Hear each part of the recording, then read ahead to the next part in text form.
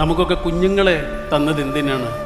ഓരോ കുഞ്ഞിൻ്റെ ഉള്ളിലും ഈശ്വരൻ ഒളിപ്പിച്ചു വെച്ച ഒരു ചെറിയൊരു രഹസ്യമുണ്ട്, ഒരു ചെറിയ രഹസ്യം.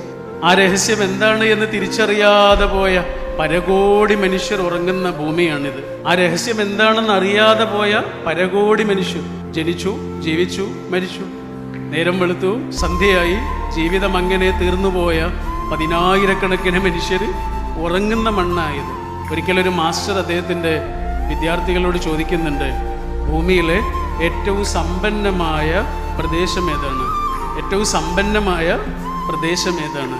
അപ്പോൾ കുട്ടികളെല്ലാവരും ഗൂഗിളിൽ കിട്ടുന്ന മറുപടിയൊക്കെ പറഞ്ഞു, ഏറ്റവും സമ്പന്നമായ സ്ഥലങ്ങൾ, പട്ടണങ്ങൾ, രാജ്യങ്ങൾ.